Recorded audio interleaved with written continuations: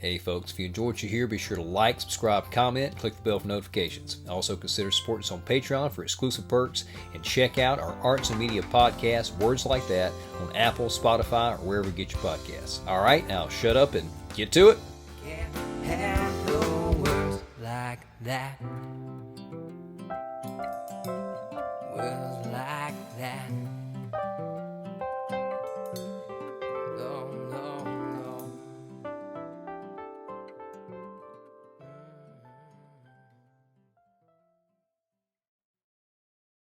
Alright folks, super excited about this one. August 7th is the 55th anniversary of one of the best albums from my favorite artists of all time, Creedence Clearwater Revival. And I'm about to re-listen to the album for the first time in a long time, live on camera, give my thoughts on it, see how it stacks up 55 years after its release. If you're watching this on YouTube, the anniversary is probably already passed, and you're also going to be watching a chopped up version, which is why, if you like the reaction, you should consider supporting us on Patreon so you can see these things early and in their entirety. Without further ado, here we go. This is the title track. Let's do it.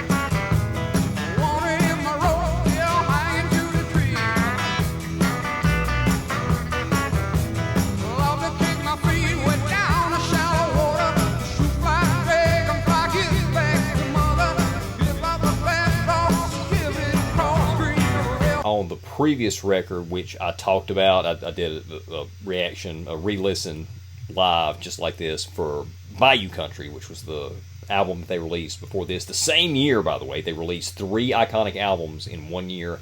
I don't know if anybody else has done that. Maybe it's somebody I'm not thinking about. But on that record, they really started to become their own. This record, as you can tell with this opening track, this is Fogerty taking that sound that he really patented on that second record, Bayou Country, and refining it, making it a little bit more polished, a little bit more produced, which in some ways it may kind of take away from the dark, swampy, spooky hoodoo mystique that we got on a lot of the songs from Bayou Country. And in this one, they're going an evolutionary step beyond. Fogerty's really honing everything up, tightening everything up. On the songwriting front, this is actually based on John's childhood, and Tom's too, but John's the one who wrote the song, in which his family would go on vacation to this place. He mentioned this, he said, oh, Cody Jr., this was a guy that he knew who claimed to be a descendant of Buffalo Bill Cody, and they used to spend the summers out there in this place and swimming in the river, and Fogerty is able to take that childhood memory and kind of turn it into something, I would say, a little darker than what he actually experienced, at least in what we're getting musically, but it still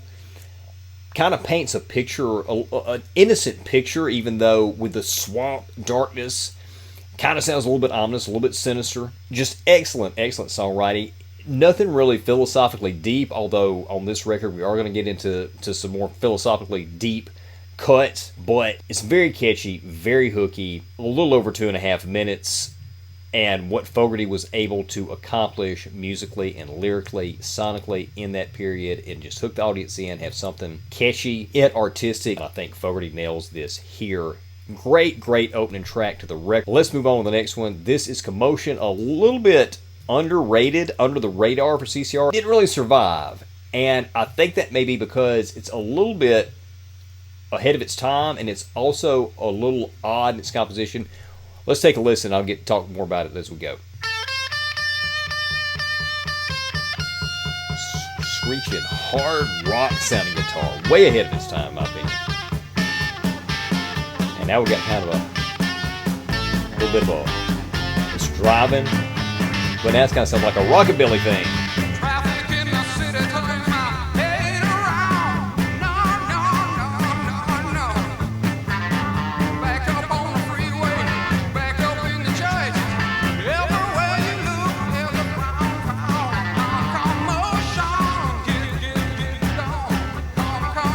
commotion. This one was much more, it was a social commentary song. He's talking about everything, a tumult just going on everywhere. No matter where you go, everybody's in a hurry, everybody's in a rush. everybody's just constantly, incessantly talking. It's funny because this is 1969, and that's kind of the way I see and feel about a lot of stuff, how the world is today.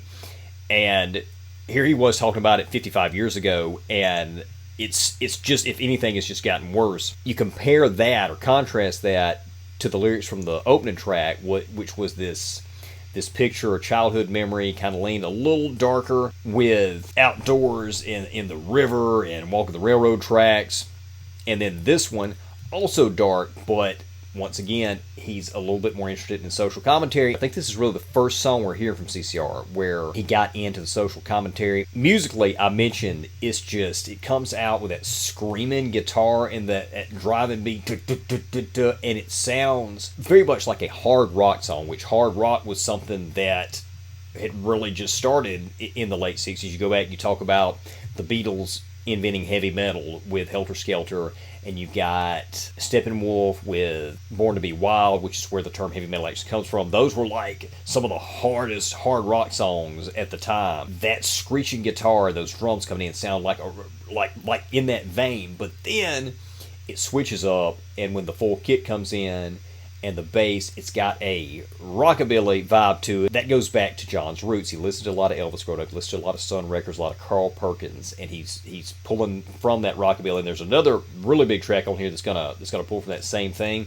A couple of tracks on here, actually. One of the things that Fogerty had the ability to do was pull from all of his influences and kind of amalgamate different styles and different influences. And that's why CCR kind of had their own distinct sound, even though this is a different sound from Green River. The production, the sensibilities are the same, and they're all coming from the mind of John Fogerty.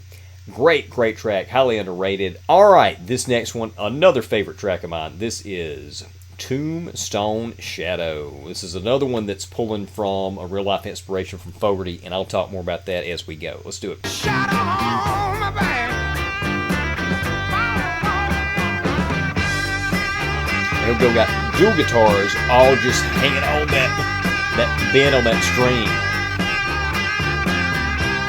It's kind of a less is more mentality.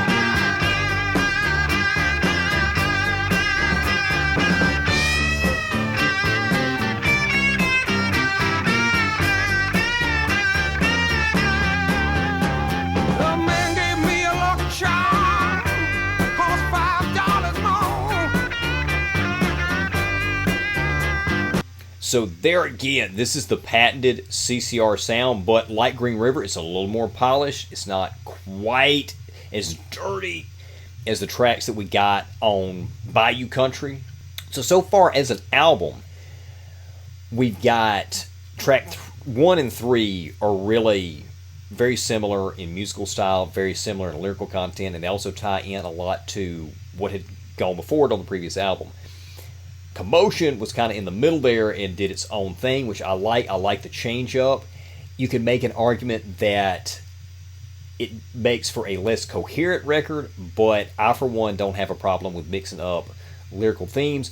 Overall, though, thematically, the songs have all had some kind of darkness to them. With Green River, it was the instrumentation and a little bit of the chord progression, a little bit of the story. The story wasn't that dark, but there was just a little bit because of the whole you're out in the woods and the river kind of thing. It's got a little bit of darkness behind it. And Commotion, the music, very dark, hard rock, in your face, an anger to it, that screeching guitar. And again, it was a social commentary. Fogerty talking about things that he noticed going on, about people being in a hurry, people just talking all the time, no matter where they are. He mentioned church. He talked about the White House. He talked about traffic in the street, all that. Then Tombstone Shadow, again, this whole song, it's a little bit lighter musically, in terms of melody at least, and the chord progression, but it also has that dark swamp sound to it. And ultimately, it's about a fortune teller saying that, hey, if you don't take some time off, 13 months, you're gonna die. And that's what the Tombstone Shadow is. I mean, the name is Tombstone Shadow. How much darker can you get than a shadow creeping over your grave. All right, up next, this one is one of my favorite songs of all time. This is Wrote a Song for Everyone, and I think this is one of Fogerty's best songs of all time, and I would probably rank this as the best CCR album cut of all time. Let's do it. Wrote a song for everyone. Great lines here in the chorus. Wrote a song for truth. Wrote a song for everyone.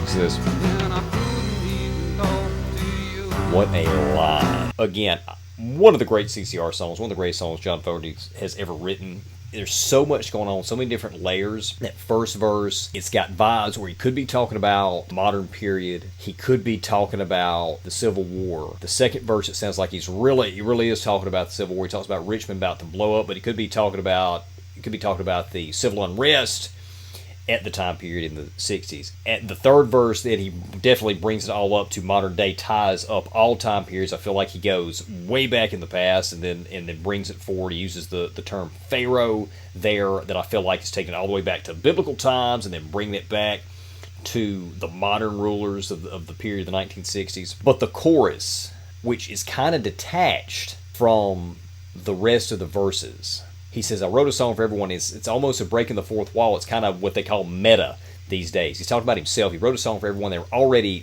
at this point, 1969, they're in the process of becoming the biggest band in the world. By the next year, they would outsell the Beatles, who retired and released their last record, and the Rolling Stones, who went on hiatus, and they would become the number one band in the world. And they had already had a big hit with Proud Mary when they were producing this record. That was an instant standard, huge hit. And he said, I wrote a song for everyone. He has something to say. He's speaking the truth in his music. Yet, I couldn't even talk to you.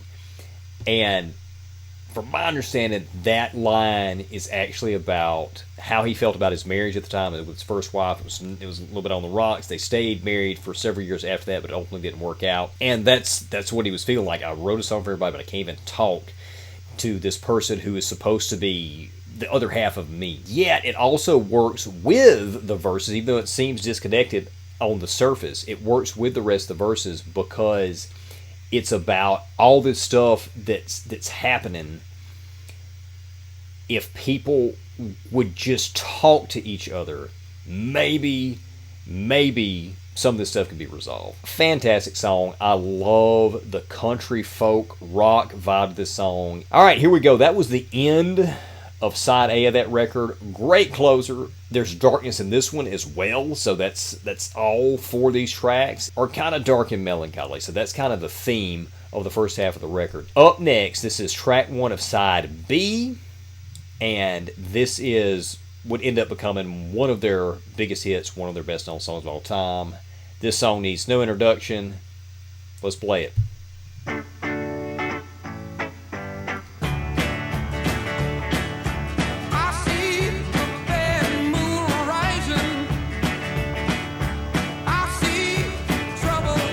This is more of that rockabilly that I was talking about that he had in Commotion. But this is much happier, much peppier.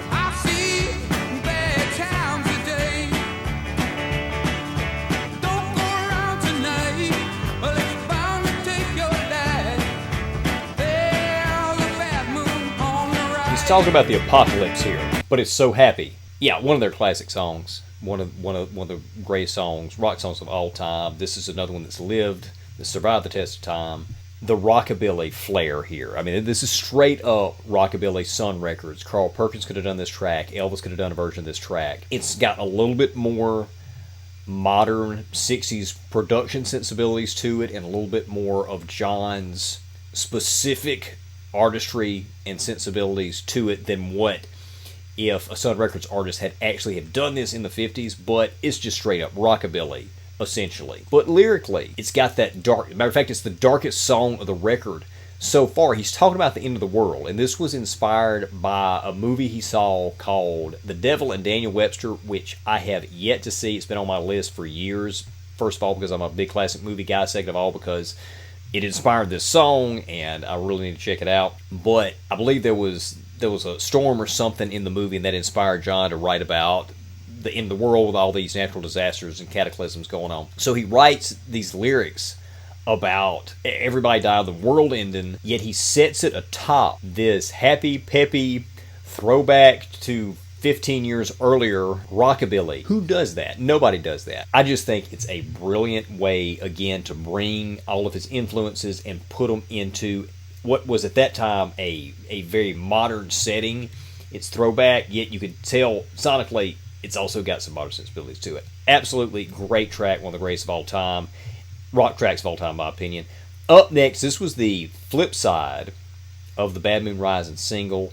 This one is called Lodi. This is another one of my favorites. Some great songwriting here. Once again, another great open riff. Just about a year ago, I set out on the road, seeking my fame and fortune, looking for a pot of gold. Storytelling on this, somewhat John's best storyteller.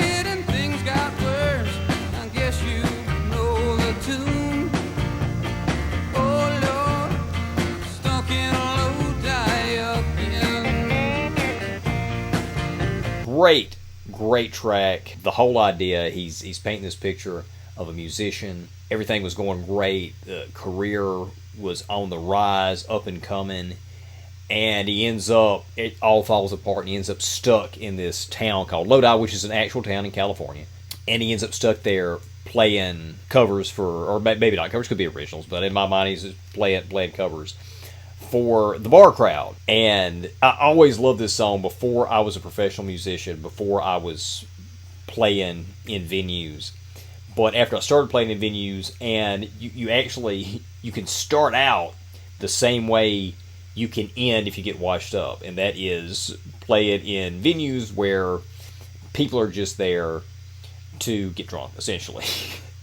And it really resonated with me, this song, as much as it resonated with me just because I like the music and I like CCR, it really resonated with me thematically after I had some experiences like this too, but again, at the opposite end of the career. But it's interesting though, Fogerty's made this comment in concert many times whenever he goes to play this song. He says something to the effect of, contrary to popular belief, I wasn't stuck in Lodi, or I had never been stuck in Lodi whenever I wrote this song. That didn't happen until many years later. and it essentially did. That's exactly what happened to him, at least metaphorically, that he became washed up, and he was on the rise, and then all of a sudden everything came crashing down. He was washed up. But he ultimately came back. It's come back like 3 times at this point, and has had one of the most prolific careers of any rock singer, and is still rocking today. All right, this is Cross Ty Walker. This is another rockabilly track. This is probably one of my least favorites from the record. I say least, maybe it's my second least, because there's another one coming up that I'm not a huge fan of. But let's just check it out.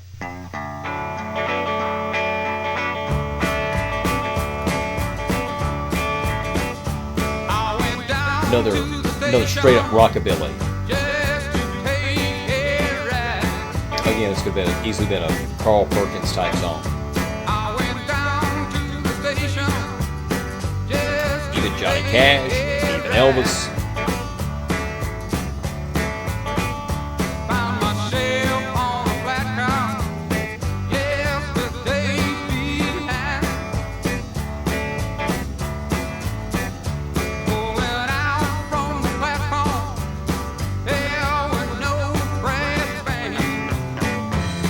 That's great right there.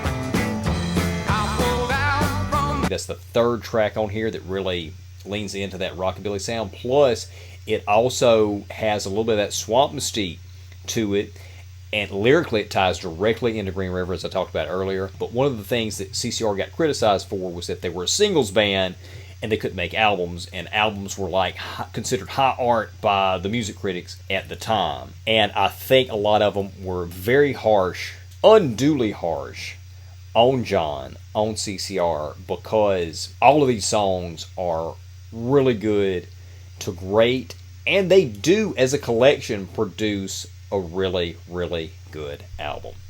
All right, up next, this is definitely my least favorite song from the record, one of my least favorite songs of CCR, and I'll tell you why. Let's do this. A Sinister Purpose.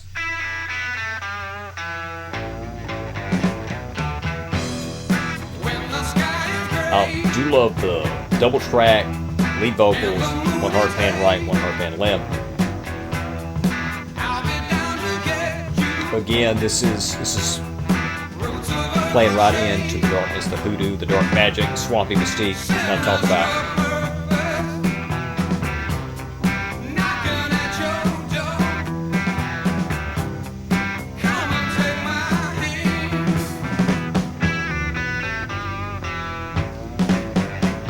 It's fine, but as far as the dark, swampy hoodoo music, swamp rock that CCR does, that's kind of at the bottom of the barrel for them. For me, it's funny. I just listened to a Bruce Springsteen song, Trouble River, and it's kind of a dark. I mentioned there, it kind of reminded me of a CCR track. But had that been a CCR song or a John Fogerty song, I probably would have liked it less, because I would have been comparing it to all of their songs that are in that same vein, same range, that are much better. So that's kind of the way I feel about Sinister Purpose here.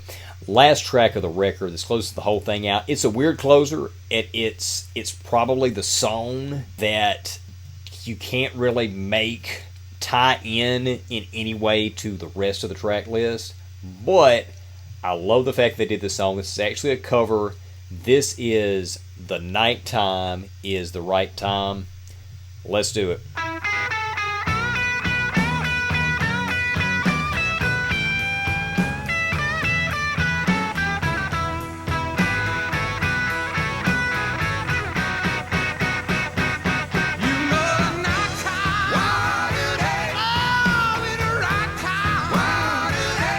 So that has absolutely nothing to do really with any song on the record. Don't really know why John decided to put it on there, or if it was a band decision. I know John made most of the creative decisions, so I would say it was him.